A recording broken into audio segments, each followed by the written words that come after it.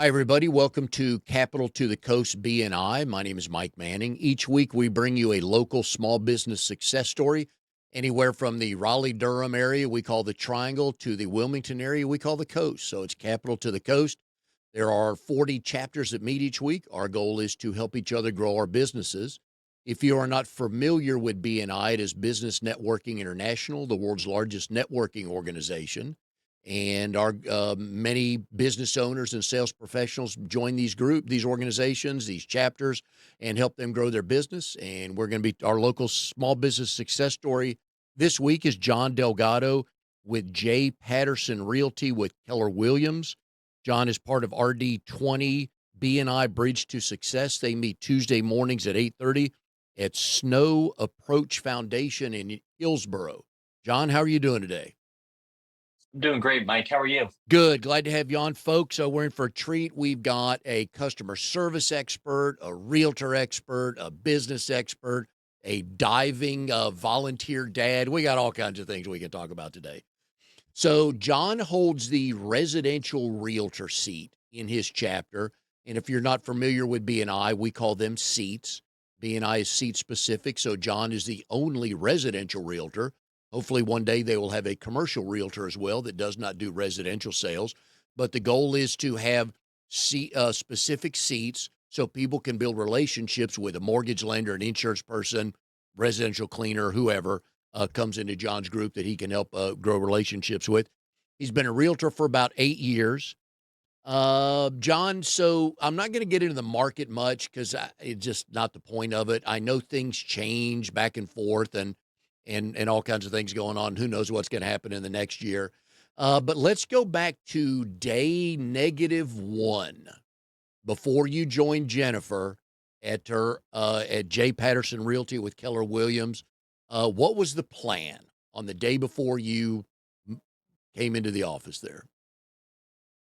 So, Mike, the day before I became a realtor, Yep. because I've been part of J. Patterson Realty for about 3 years, but I've been a realtor for 8. Yep. First day, the day before you became a realtor for the first time. So the day before I walked into the office, I was a little nervous, new to the Carolina area, and so I didn't have a whole lot of friends and a big database. I was just trying to put together everybody that I could possibly knew and could reach out to, but certainly a little trepidation about how I was going to build this business and build my database. And a lot of cold calling, a lot of business breakfasts, good mix of everything. So I would say not so much cold calling, but definitely a lot of getting out there for networking events, events that the local realtor association was doing, things with the Chamber of Commerce, but really just trying to get out there and meet people, along with a little bit of other marketing like advertisement and local sports, school sports bulletins and things. Yeah. I always tell business owners when you are starting your business, one of the first things you need to make sure is people know that you are open for business. Very true. So you started with family and friends and asked what did you ask of them? How could they help you?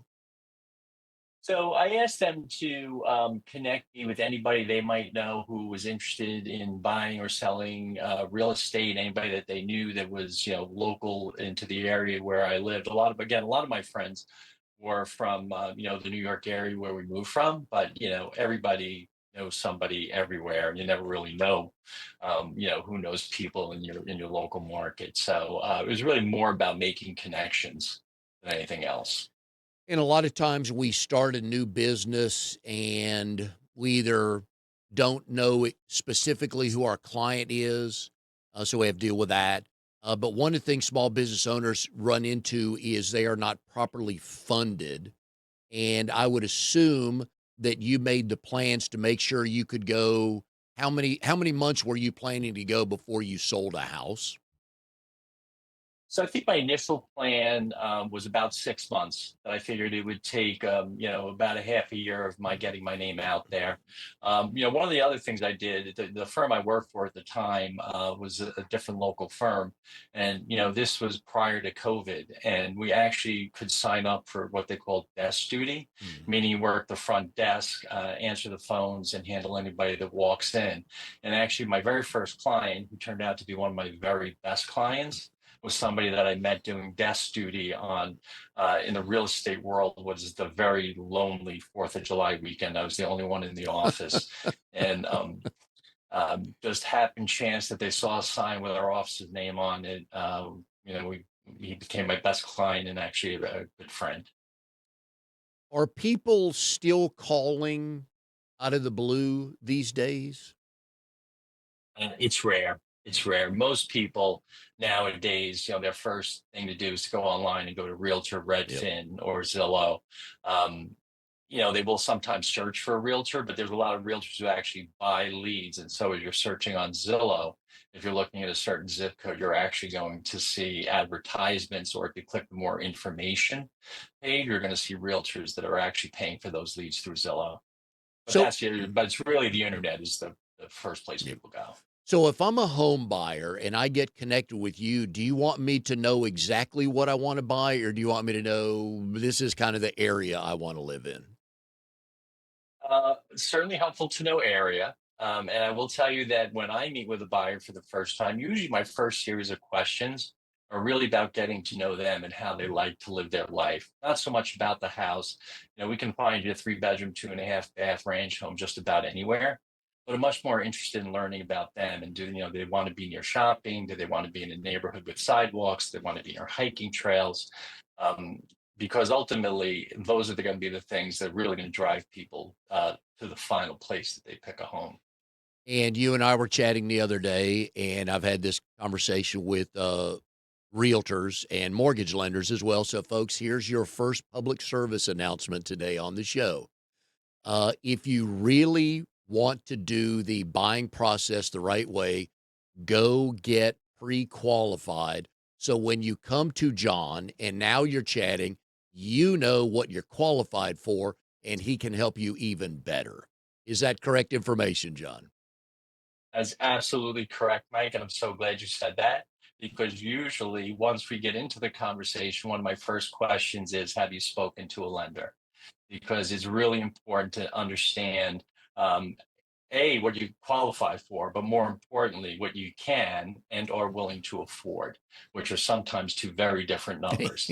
And that really will help us kind of figure out not only the type of house, but also maybe the areas you should be looking. As I've gotten to know more small business owners, I've run across and my avatar is a lot of people have an Uncle Billy. So Uncle Billy works in a completely unrelated field, but he dabbles in reading about the real estate world and thinks he knows. And he would give me really bad information because, he knows. And then I come to you and it's not even close. So I hope you don't run into a lot of people that have that Uncle Billy that have told them, oh, my house should be on the market for 600,000, not 510,000. John, what are you talking about? Yeah, I haven't ran into too many folks with Uncle Billy's, but I will say that a lot of home buyers will have somebody that's not really part of the transaction. A father who's an attorney, or brother who's an engineer, Yep. who's kind of their go-to sounding board. And I think that is very helpful. I think everybody should have one of those. It's really just another set of eyes and ears to kind of help them think through. I mean, it's a huge investment people are making when they buy a home, and I just think it's very helpful. In fact, I frequently would like to know who that person is and even chat with them, at some point during the process. Yeah, and it does help because sometimes when we're buying that house, especially for the first time, we need to be able to answer questions about what we really want. Because I'm sure you've shown people houses where it was the exact neighborhood they wanted to feed to the school they wanted, but they wanted a pool. And you can get one or the other, which one do you pick? And so I'm sure you get into conversations like that. We absolutely do, and just very high level. I think homes are driven by three primary things, right? Price, location, condition, right? And so if you want to be a little bit closer to school and the walking zone, you're probably going to have to give up on either size or price, and conversely. And so at the end of the day, most people don't have an unlimited budget, and so you're making a compromise between, on your list of super important things, what's really most important. And I think most of us find out after a while, yeah, I didn't really need that. Yeah. And the other thing I will tell you, Mike, is that, and this is the conversation that I have when I first meet people, but before we actually go out and look, is that you don't really know what you want until you get out there and look. You really have to Mm. go out and see a few houses in a few different neighborhoods and really understand what it is that your money will buy before you can really kind of narrow that focus. Um, and I have found that to be true in almost every single case. Yeah, because if you go the further north or the further south you go, you can get some nice deals. Oh, absolutely. And so a lot of our business is centered around, South Durham, Hillsborough, Chapel Hill, Carborough, and those tend to be, in the triangle, some of the more um, less affordable areas. And so you're absolutely right. You can still be within a half hour of the UNC or Duke campus, but get much more for your house if you go just a little further out. How often does, because we want access to certain things, usually it's a school or something, work, yes or no on an airport, but because 40 and 85 meet right about in the Hillsborough section of the town of the region. Does access to an interstate come into conversation much? So it's usually not access to an interstate, but it's more about commutability, right? And so Uh, we have Research Triangle Park, which is right in the middle of Raleigh, Durham, and Chapel Hill. And so, depending upon where folks work, it's more about, where they work and what their commute is going to be. I mean, I think the interstate system here is pretty good.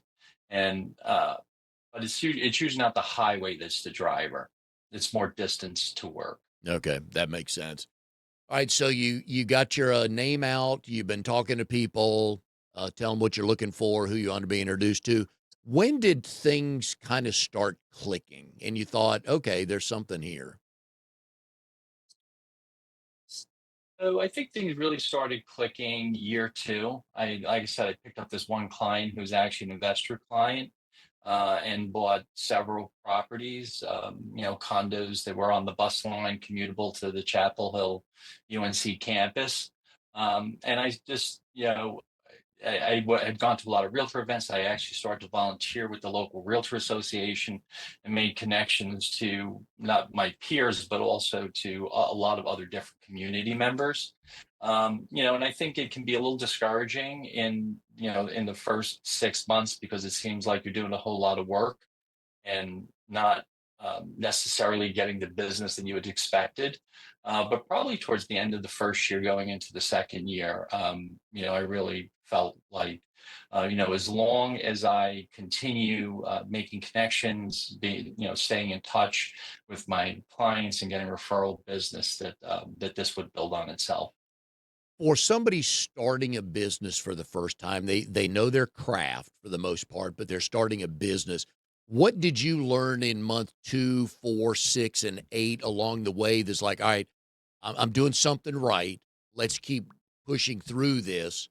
What kind of things did you know to keep doing that they need to make sure, even if they haven't made a sale, that if they kind of see these markers, that could tell them that I think this is going to work.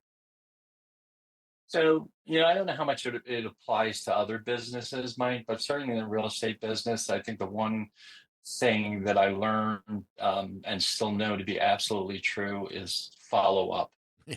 You do get lots of contacts from folks, and you sometimes even at an open house. For example, I did tons of open houses. I absolutely Yeah. love open houses, and one of the reasons is that I really enjoy talking to people, and I think that's one of the strengths I bring to my business is making those connections.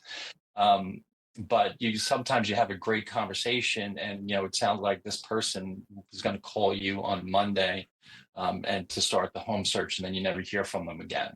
And so it's just really important to, once you make the connections, have a system in place where you can follow up with them, continuously, and continue to build on that relationship. If somebody is in the process of selling their house, would you recommend, whether you're the realtor or not, would you recommend they do an open house? So I always recommend folks do open houses. Most importantly, because the more eyes you get on a house, the better it's going to be Mm. in terms of marketing.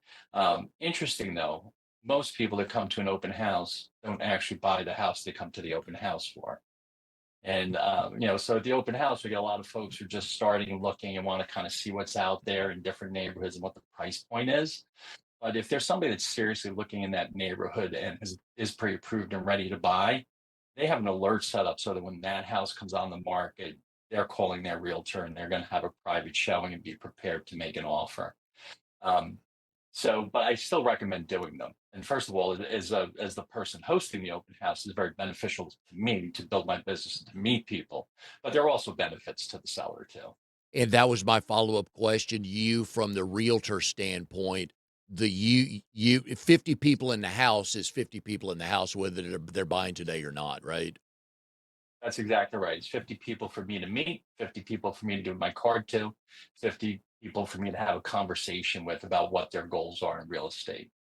And I know there are new rules now with, I'm gonna mess this up, so I'm gonna let you clean it up for me. I have to sign an agreement with you or with a realtor before we move forward. Is that kind of close?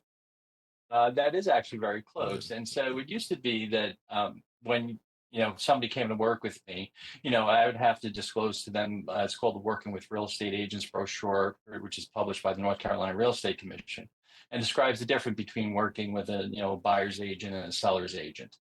But then we could agree to work under an oral agreement, and I could show you homes. The rules did change in August, and now, if you're a member of the National Association of Realtors, you actually have to have a buyer agency agreement in place prior to even showing them the first home. And that's a written agreement. And the reason for that is all about disclosure. So North Carolina has had buyer and seller agency agreements in place for 20 years, but that was not the case in every state.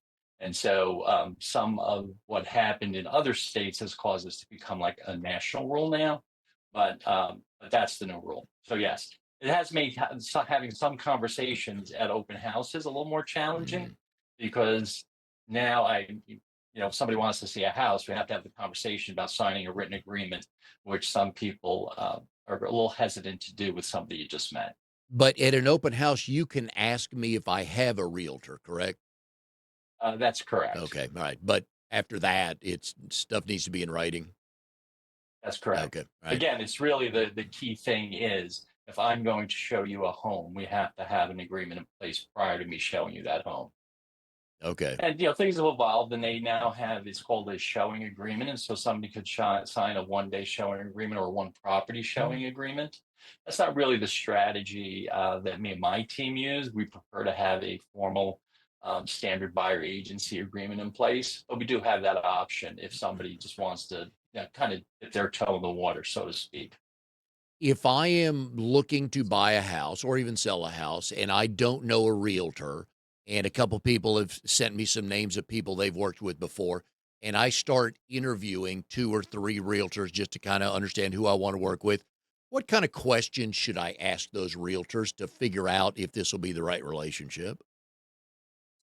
So I think there's a lot of questions you could ask. I would ask them about their approach in terms of education. Buying a house in North Carolina is not a simple process, and there's a lot of steps to it. I would ask them what their experience is in the geographic areas that I'm searching.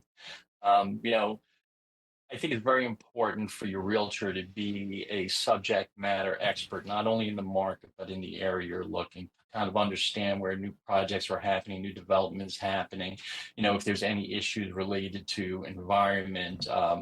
For example, in North Chatham County, there is some concern with water sourcing.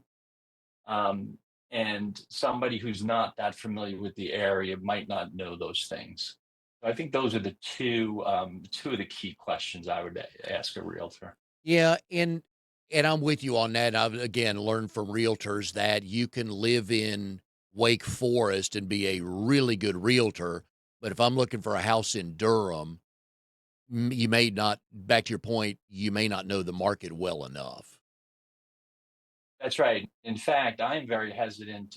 So if I were contacted by somebody from Wake Forest, I will be happy to find them a great realtor, within my realtor network that lives in or near Wake Forest, or that works there and is very familiar with the area, and I would just refer them to that realtor.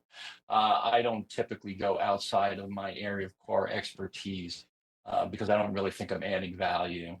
Again, this is a huge investment that is making, and they really should have somebody that is an absolute expert. Yeah, and that's actually a really good point for any small business owner is to niche down, and people get freaked out when they hear that's like, whoa, I'm taking a lot of clients off the table. And technically, no, you're not. But if you're so good in one concerted area, be it, northern, was it Western Wake County, Southern Wake County, something like that. There's enough people and they're building enough houses, John. And for your world, there's enough people moving here that you can be Mr. Chapel Hill, Mrs. Durham, or whatever, and still make a pretty good living. Yeah, I would agree with that. And I actually heard recently that I'd heard this many years ago, and I think it's still true because I heard it again recently that there's about 100 people a day moving to the Yep. Triangle. And when you think about what we have here in terms of Research Triangle Park, medical facilities, 4 universities, there's lots of job and lots of growth, and people are still coming. All right. So, Mike, I know you don't want to talk about the market, no, but no, no. I just but don't yeah, want to get into numbers. No, but the market's relevant. Yeah, I just didn't want to get knee deep in numbers because it's going to change in a half hour anyway. So, but no, you're right, that, though. that's that's right. But we still are in a low Yep. inventory situation, right? Yep. Where we still have fewer homes than we have people moving here. Yep. And so that, of course, is fortunately for folks that live here, it's keeping price values at a nice level. All right. So the first house you showed or the first open house you had, give me a story on that. Were you totally nervous? Did you look like you knew what you were doing? What was the situation there? Oh, Mike, this is a great story. So I went into the firm that I was affiliating with, and we had met and we agreed that we wanted to work together. And I had to go in to sign the paperwork, from for my ID and my system access and everything. And I was sitting in the office of the broker in charge, and I had just gotten my license. I think 3 or 4 days prior to this, I had just passed the exam, and I did not even have access to my MLS yet. And I was sitting in the broker in charge's office, and the phone rang, and she answered it. And she was talking to somebody, and she said, I have a new agent here. I think he would be great. Let me see if he wants to host an open house for you. And she said, do you want to host an open house this Sunday? And I said, sure, I guess. And so she told the agent on the phone, who's an agent, he's a great agent in the Chapel Hill area that we became very and are still very good friends. And that was the end of it. And so then she said, "Here, let's watch this video." And I sat there with the broker in charge and watched a video on hosting an open house.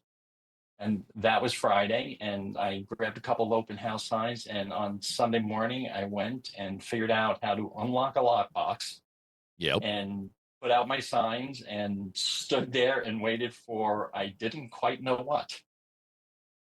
Yes, I'm with you on that. Now, I think back in the day, the realtor that was hosting the open house would bake chocolate chip cookies so that aroma would be going through the house. So we really don't bake cookies, but I will stop and either buy cookies or donuts and put out water, particularly on hot Yeah. days. And again, interestingly, very few people will actually eat or take water. But it's just kind of a nice, oh, it gives it a homey feel as people are walking into the house to see. Yeah. there's snacks there. Yep. So how did the open house go? So it was in Chapel Hill. It was in the Chapel Hill School District, and it was a three-bedroom townhouse, and so it was busy. It Wow. was busy, and there was a whole lot of me saying, "You know what? I'll follow up on that and get back to you." I mean, I did all my research Yep. and read through the listing and spoke to the listing agent, got as much information as I could. But people were asking questions, not even so much about the house, but just about real estate and the buying Yep. process that I wasn't feeling super quick to answer. Do you know who ended up buying that? I do not. I do not. But it was only on for a weekend. Okay. All right. That means it was correctly priced, right? That's right. So what was the difference between year one and year two with the successes you started having? So one of the other things I did, which and I would encourage any realtor to do this, is that it was called the workroom, right? And so there was a center room at the firm, and it was just a bunch of tables that had 8 computers on it. And a lot of the more senior agents would go in there to work. And because they didn't want dedicated offices, but they would go in there to, do all their contracts and their agreements. And so I would literally, when I wasn't sitting at the front desk hoping for those calls or walk-ins, I would work in the workroom, and I got to know all of the agents. And one of those is my partner, Jennifer Patterson, who has been in real estate probably twice as long as I have. And, I learned more sitting in that room about Mm, selling real estate, right? When you go to real estate school to get your license, they teach you how not to get into real estate jail, yep. right? They teach you the rules, but they don't tell you how to sell real estate. But I made lots of relationships with those agents. I learned more than about real estate there than anywhere else. But I also got some referrals from them when they either had a client that they couldn't handle because they were too busy for. And so in my second year, I probably picked up 3 or 4 referrals just from sitting in that room. Nice. Yeah, I'm with you on that. There's, always somebody is where we want to be. And if they'll talk with you, hey, pick their brain because the whole goal is to speed things up. Yeah. Uh, The interesting thing was that, as a realtor, when you have a question about how something's supposed to be done, you're supposed to go to your broker in charge. mm, And for all the realtors out there that might be watching this, I'm not saying for a second that you shouldn't do that. But when you have a base of really senior agents, they have seen and done every scenario you could possibly bring to them, and they will in 30 seconds tell you what the situation is and mm, how you should handle it. yep. No, I like that. I like that a lot. All right. So, one of the parts of the show I enjoy a lot is for my married guests. So, your wife Hmm, is named Jeannie. that's I always correct. ask, how did you two meet? And do you both tell the story the same way? Oh, I think we would both tell the story the same way, and I hired her twice. Um, and so back when I was in the restaurant business, and I was the general manager of like this high volume restaurant. She was home for her summer vacation, I think in her junior year of college. And she walked into the restaurant and didn't have a lot of restaurant experience, but she just had the most incredibly outgoing, bubbly personality that I'd ever met. And so I thought she would be a wonderful hostess, and I hired her as a hostess. All right. So, how does that lead to a first date? It was 3 years in the making. It was 3 years in the making. And we just became friends for a really long time, and worked together. And then she went back to school, and then she would come back in the summertime. And yeah, And where it was the wasn't until go it, ahead. it wasn't until I hired her the second time. So I left that restaurant and then went opened a restaurant with 2 other people. And I was a partner in the restaurant. She actually still worked at the first restaurant. And then I was successful at hiring her away. And it was then that when we met, And you look when like we you started yep, dating. you look like you got game. So, where was the first official date? So the first official date was actually we went out for a drink after a shift that we both worked together at a little Irish pub in a little town called Ardsley, New York. And where is that? So it's just north of, it's in Westchester County, just north of New York City. Okay. All right. And how long did it take before we thought, ooh, there is something here? I think it was quick. Like I said, we'd known each other Yeah. for a long time, and we were best friends by this point. And And yeah, it's led to 2 daughters, and everything's going good today, right? that's right. Another part of your working experience is on the customer service side, or the actually a better explanation is customer experience side. So, folks, Yeah. use the word experience because you want your customers to have such a good experience, they don't think about any of your competitors. So, s- a lot of times we get so focused on getting the next client, we forget about the current clients. So, share with us a couple of tips on what you have learned along the way about taking care of clients so we don't have to go find as many new clients or customers. Yeah. So, and I will say, so I've been in customer service since I've been in college, because I think being in the restaurant business Mhm. is the proving ground for customer service. Um, right? It involves food, which is very important to people. But most people are out of restaurants or out for a special occasion. They're out for a nice time. And it's a situation where anything service related has to be dealt with then and there and immediately. You don't get a whole lot of second chances. And so, I think a key to that is really to kind of understand what the other person is feeling, going through, kind of empathizing with that, but then just doing whatever it needs to be done to kind of fix their situation, or make them happy. And through my other careers, one was for a large media company, and now in the real estate business, I don't think that's any different. I think you really just need to understand kind of what is causing people stress and help them solve that problem.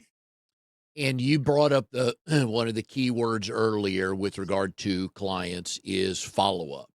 And most of us struggle with that, either because we don't put it on a list to do, or it's like, well, like in your world, if I buy a house and you're my agent, I think it's going to be what 5 to 7 years before I look to buy another house. Is that kind of the range?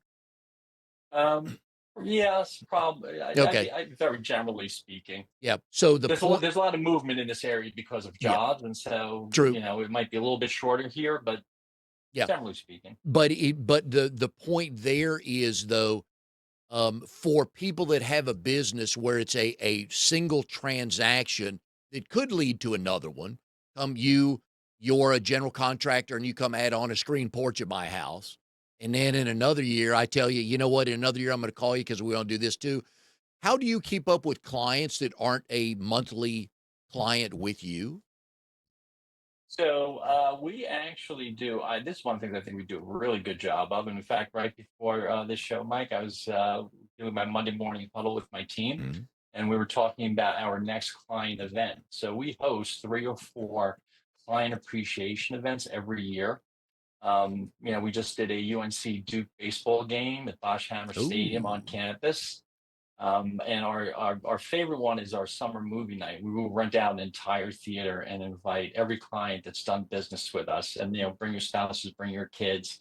And in fact, this year and we do a first showing, and so it's going to be the new release of the Superman movie. Oh, And yeah. it's not about real estate. It's just about Yeah. coming out and staying in touch with them and saying thank you and telling them how much we appreciate them. And it's something that we really enjoy doing. We also send them a newsletter every month. We send them a list of events that are happening in our area once a month. We do a vendor spotlight. And so we, try and connect with them and touch them in ways that they will find value, Mm. not just to reach out and ask for business. Yeah, and I think it took me a while. My brother and I owned a couple of businesses. It took me a while to figure out that you don't always have to sell to your current clients. A lot of times You just need to wave, say, "Hey, hope you're doing well. I'm still here with the newsletter," like you said, or events. And I think we forget about that, don't we? I agree. I agree. And the thing about it's not really important whether or not they come to the Mhm. events, right? It's Correct. that they know that we're thinking about them, that we think they're important to us, and that we're staying in touch with them. Mm. And I always tell my clients at closing, this isn't the end. This is just the beginning. In the course of owning your home, you might need recommendations or referrals for projects you want to do for Yep. plumbers, electricians, or whatever. And I want to be your go-to source. Have lots of people I've worked with and great people to recommend. Y And so I have those conversations all the time. Yeah, In and I fact, I think can tell you a yeah. conversation I'm sorry, I'm having right now with a lot of clients is everybody just got their property tax revaluation. And so I'm having lots of clients reach out and ask me, is this real? Yeah. Is this right? Sadly, yes, it is, isn't it? It is. Uh, It is. and a lot of times with small business owners, we're so focused on making that sale. Either if it's week 1, it's like, "I gotta pay my rent this month, so I need to sell something," right? Or it's year 5. We forget to act as a resource to our clients. So, is that one of the reasons that led you into BNI? It is. It is. I'm always looking for ways to, expand my business. And, and so, and, and like I said, I'm a people person. I like to make connections. And so BNI seemed like a good way to do that. But it's also a great way for me to work, to find and connect with and work with people that provide services that current clients and past clients can use so that I have trusted partners that I can send to them. Yeah, folks, you want your clients calling you to ask for a landscaper, a plumber, a whatever, because that's customer satisfaction, but more importantly, that's customer retention. So if I'm a client of John's and I call him 3 times a year for something completely different and he delivers every time, I don't need another realtor. I don't need to spend time thinking about it. Somebody goes, "Hey, when you want to move again, I got a realtor." It's like, I got one. So find ways to be a resource to your client, and I'm glad you do that, John. And I would give a plug to Keller Williams. Here's another thing I've learned through BNI is that from what I've been told by numerous people, even some realtors that don't work at Keller Williams, is you guys have the training model, not only in the industry, but probably for business as well. Yeah, I would absolutely agree with that. And so when I made the decision to join Jennifer here, the several of the things impressed me because a lot of realtors, regardless of what firm you work for, essentially do the same thing. Mm. But here I was very impressed with the support resources they have, both on the business leadership side, but also on the training side. It's every week, in all different areas of real estate. And so they really do a great job here of teaching you how to sell real estate and how to run a business. They also have, it's key when you're dealing with the volume of clients that we have to have a system to be able to, um, you know, keep track of everything and follow up with all of your clients. And they have a proprietary system, and the amount they've invested in technology in supporting agents and building businesses is just phenomenal. Yeah, folks, when you're starting your business, you better, like John said, everything you put into place, you need to make it repeatable. So when I call your business, these next 3 things happen. No matter what I ask for, these 3 things happen. Next client calls these, so you need to do that. The other thing, I did meet a couple of realtors over the years that started at Keller Williams before they went out on their own because they wanted to learn that knowledge of the systems that I think is it Gary Keller that started Keller Williams? It is. Yeah. Yeah, they It wanted is. that knowledge. So that told me all I need to know about Keller Williams Yeah. training. And he is still the head of Keller Williams. Nice. Yeah. So again, folks, if you're looking for professionals that know what they're doing, you're looking for systems like that to make them do that. All right, John. So before we go here, I always like to ask people that have been in the restaurant world that it's it's either in your blood or it's not. Because once you get in there, man, it's tough to get out, isn't it? It is absolutely tough to get out, and I will say I really enjoyed my time in the restaurant business. It's hard work, and it's a lot of hours, but I met a lot of great people. I met my wife. I had a lot of fun. I made a lot of money, um, and when I left the restaurant business, for the first few weeks or months, I had nothing to do on Thursday, Yeah. Friday, and Saturday nights, and it was a very odd feeling because it does get in your blood. All right. For new business owners that have a brick and mortar business, what kind of things did you guys do to get clients in your restaurant? And so this was a while ago, and so I think marketing, it was definitely before, Facebook ads Mhm. and TikTok and all that stuff. And so ours was a lot of creating special events like chili cook-offs and events that we can invite the community to.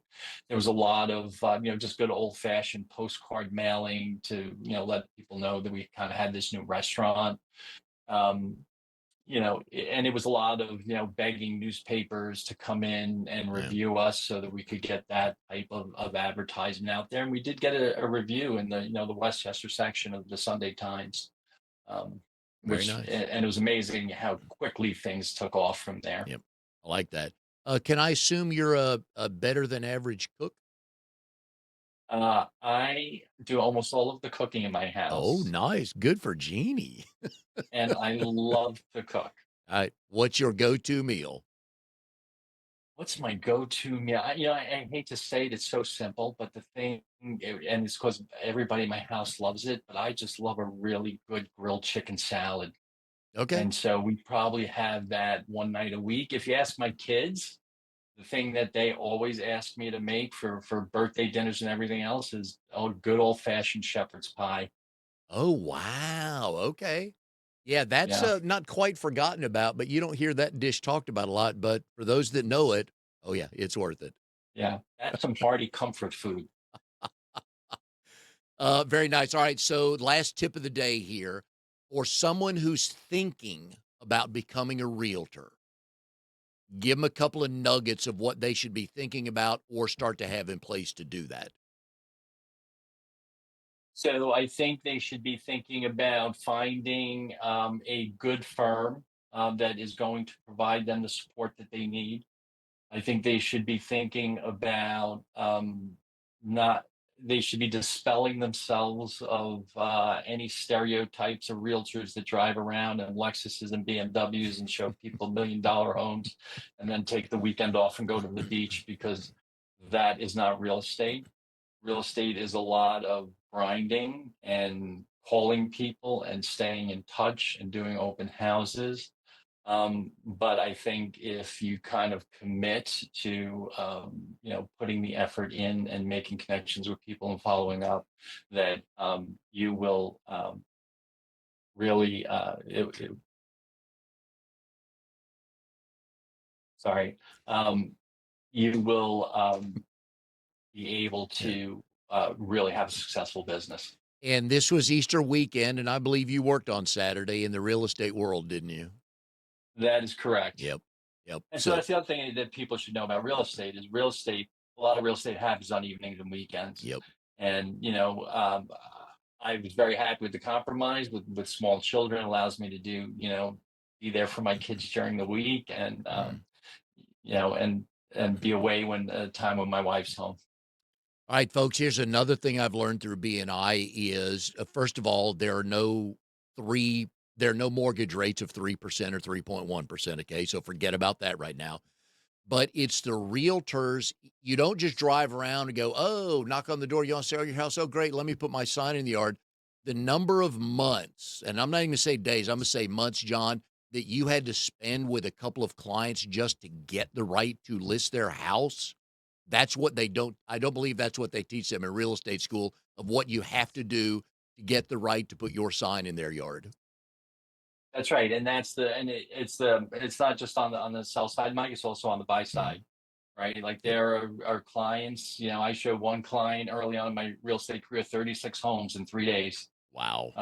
They were down from New York, and they needed to get it done. And you're right. And so sometimes, and there are other clients that I've showed. My longest one actually was a client that just closed on a house in January, about 4 years ago. Yep. And, But that's and, what, yep. and he looked off and on, and we looked at many houses over those times, and it finally just all clicked. But yeah, sometimes you're playing the long game. All right, folks, we've been putting John's phone number up on the screen here during the show. You are in the midst of a professional. Give him a call, even if you have questions. Give him a call. He likes relationships. He likes helping. So figure out. Go to a mortgage lender. Get pre-qualified. Not so, John. Not pre-approved. Pre-qualified. So there is a difference, Okay. and right, and so really, the difference is, on the one, they do a little bit more of an in-depth um, look at, not just it's not just a soft pull on your credit. They're asking a little more questions about your assets, and it's a little more in depth, and it's really setting you up for more success, Yep. and not having something go bump on the finance Right. side down the road. All right, so go get pre-approved and then call John and go find the house of your dreams, and everybody will be happy. John, enjoyed having you on the show today. Much success for the rest of 2025. Thank you so much, Mike. All right, I've and enjoyed this. we will see everybody next time on Capital to the Coast BNI.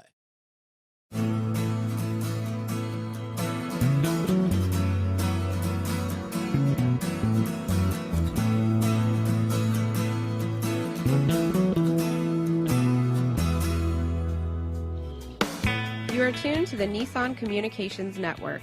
If you tuned in too late, you can always watch each program in its entirety or download an MP3 audio file of it in the archives section at nissancommunications.com. Don't forget to subscribe to our YouTube channel, follow us on Twitter, and like us on Facebook. Sponsored by StreamingGear.com and DeltaForce.net.